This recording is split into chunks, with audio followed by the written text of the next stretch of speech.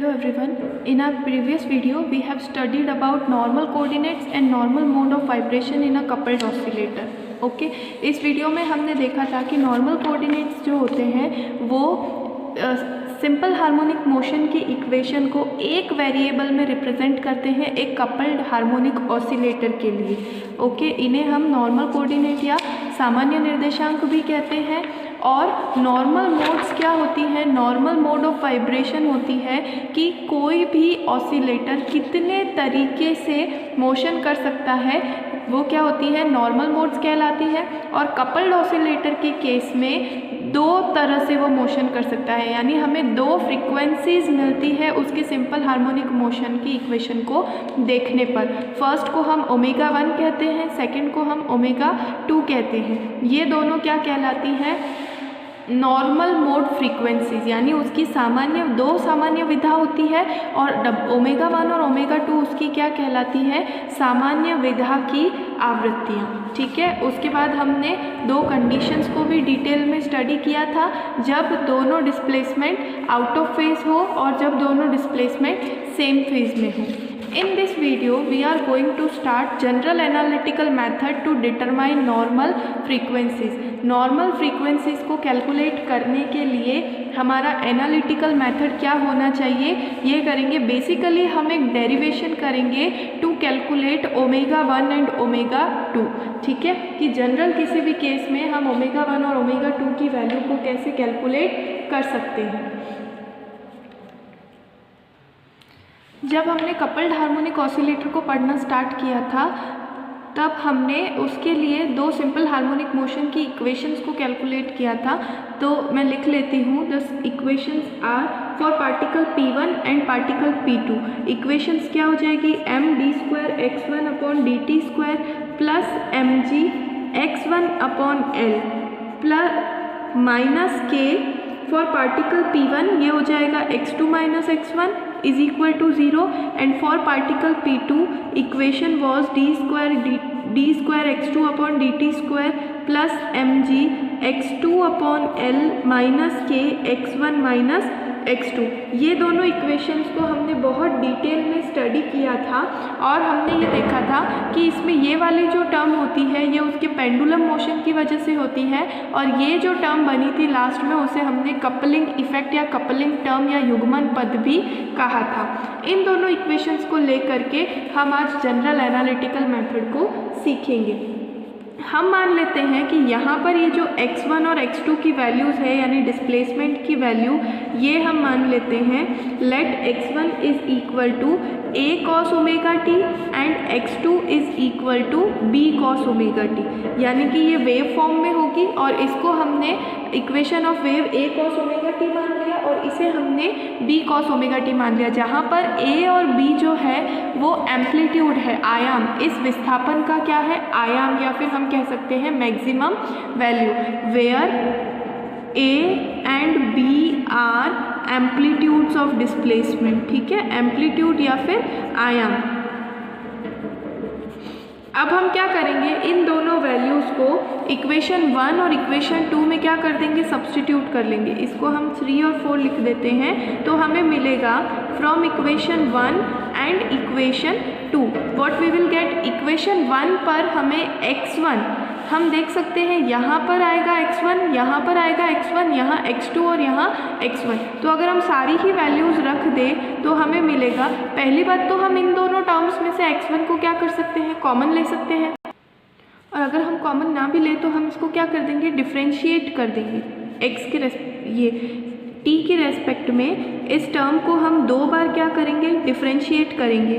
Plus mg x1 की जगह पर हो जाएगा a cos omega t upon l minus k x2 की जगह पर होगा b cos omega t, x1 की जगह पर होगा a cos ओमेगा t. तो दोनों में से हम cos ओमेगा t को क्या ले लेते हैं, कॉमन ले लेते हैं. इस टर्म का डिफ्रेंशिएशन अगर मैं साइड में करके बताऊं तो क्या हो जाएगा, अगर इसका 1 टाइम डिफ्रेंशिएशन करूंगी तो a कांस्टेंट है और cos ओमेगा t का डिफ्रेंशिएशन हो जाएगा minus omega sine omega t.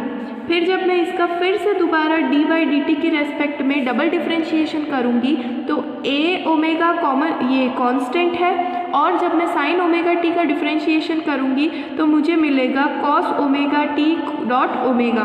तो यहाँ से मुझे मिलेगा माइनस का A omega square cos omega T.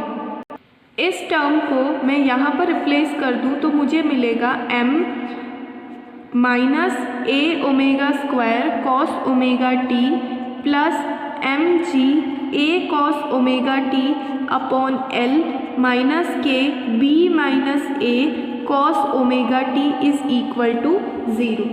अब मैं क्या करूँ, इस पूरी टर्म में से कॉस ओमेगा टी और कॉस ओमेगा टी को क्या ले लेती हूँ, कॉमन ले लेती हूँ। तो मुझे क्या मिलेगा minus M A omega square plus M G upon l, m a लिख देती हूँ मैं, एम ए जी अपॉन एल।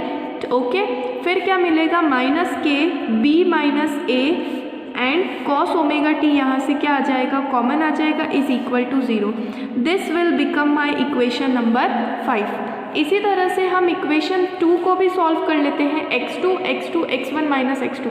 सिमिलरली जब मैं डिफ्रेंशिएट करके फ्रॉम इक्वेशन 2 अगर इसको मैं सॉल्व करूँ,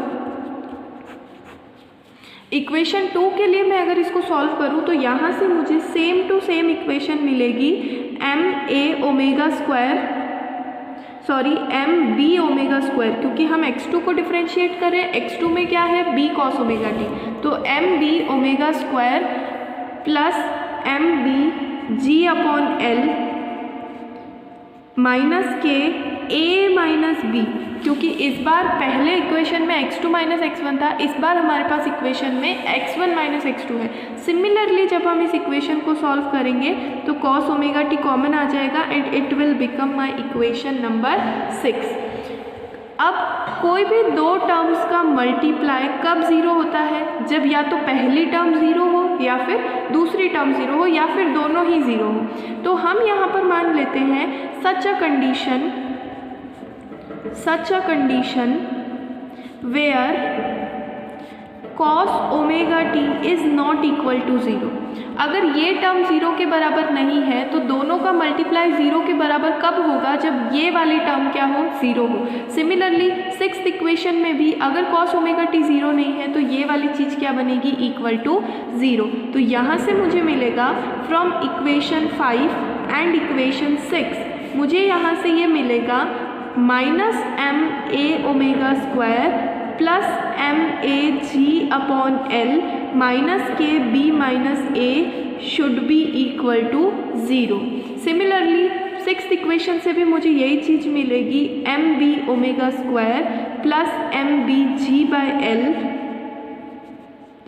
minus K A minus B should be equal to 0। इस इक्वेशन को मैं इक्वेशन नंबर 7 कंसीडर कर लेती हूँ and consider this equation as equation number 8। अब हम क्या करेंगे, एक बार दोनों इक्वेशंस को ऐड करेंगे और एक बार दोनों इक्वेशंस को क्या करेंगे, सब्ट्रैक्ट करेंगे। तो यहाँ पर मैं लिखती हूँ बाय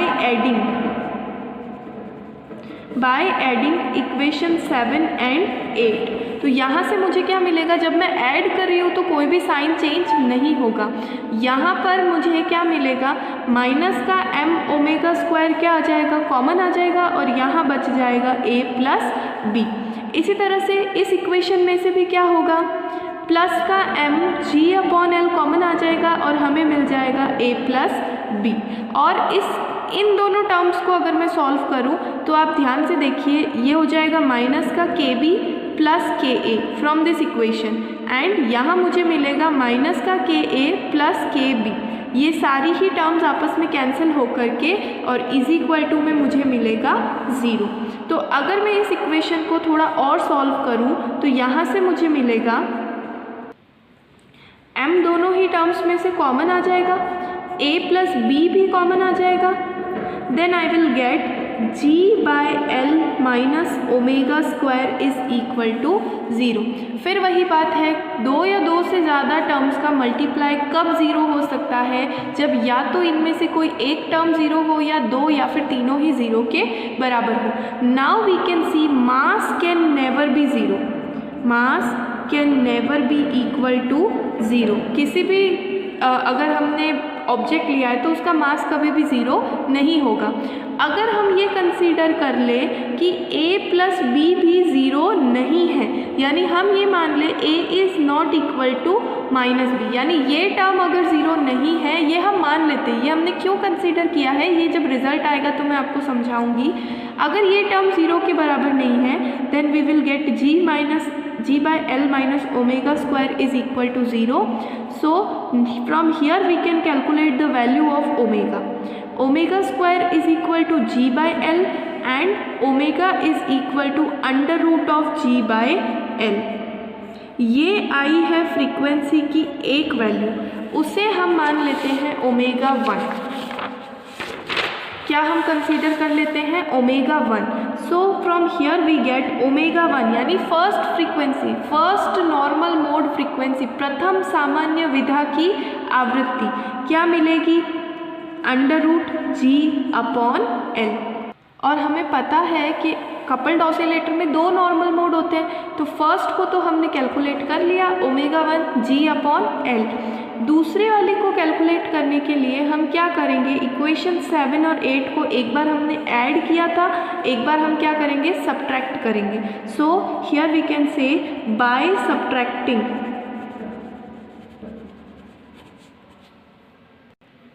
इक्वेशन 7 माइनस इक्वेशन 8। अगर मैं इक्वेशन 7 में से इक्वेशन 8 को सब्ट्रैक्ट करूं तो इस इक्वेशन के जो सारे साइंस होंगे वो क्या हो जाएंगे, चेंज हो जाएंगे।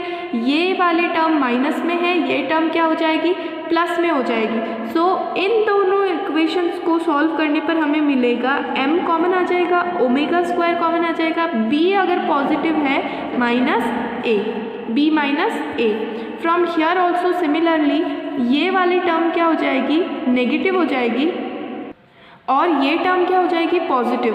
सो m कॉमन आ जाएगा, g बाय l कॉमन आ जाएगा, then we will get a minus b।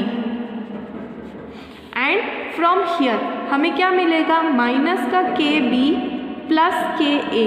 यहाँ पर ये साइन चेंज होकर के प्लस हो जाएगा, then we will get plus k a और प्लस इंटू माइनस माइनस के बी, क्योंकि अब हमें ये साइन कंसीडर नहीं करके we are considering plus symbol, क्योंकि हमें दोनों इक्वेशंस को सब्ट्रैक्ट करना है। तो यहाँ से यहाँ पर देखिए a माइनस बी है, यहाँ पर b माइनस ए है, तो मैं इस टर्म में से नेगेटिव को कॉमन निकाल लूँ तो minus m omega square a minus b plus m g by l a minus b, and from here we will get 2ka minus 2kb।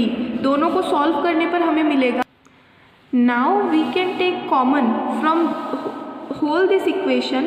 अगर मैं a माइनस बी कॉमन निकाल लूँ, उसी के साथ साथ मैं m इन दोनों टर्म्स में है, तो तीनों में से अगर m को कॉमन निकाल लूँ तो m इसके क्या हो जाएगा, अपॉन में आ जाएगा। तो m भी मैंने कॉमन निकाल लिया, then I will get minus omega square plus यहाँ से मुझे मिलेगा g अपॉन l और यहाँ से मुझे मिलेगा 2k। अब क्योंकि यहाँ m नहीं है तो इसके अपॉन में m आ जाएगा और ये मेरी इक्वेशन बन जाएगी। Same condition m can never be equal to 0। इस केस में हम ये मान लेते हैं कि a माइनस बी भी 0 के बराबर नहीं है, यानी a जो है वो b के बराबर नहीं है। उस केस में this term will be equal to 0। From here we can calculate the value of another frequency। तो ओमेगा स्क्वायर को अगर मैं पॉजिटिव साइड में भेजूंगी और यहाँ पर बनेगा g by l plus 2k upon m, तो omega is equal to under root g by l plus 2k upon m। ये हो गई हमारी second frequency. So we can write omega 2 is equal to g by l plus 2k upon l। इसे हम कहते हैं frequency of second normal mode, ठीक है, frequency of second normal mode या फिर द्वितीय सामान्य विधा की। From this method we can calculate first normal mode frequency and also second normal mode frequency.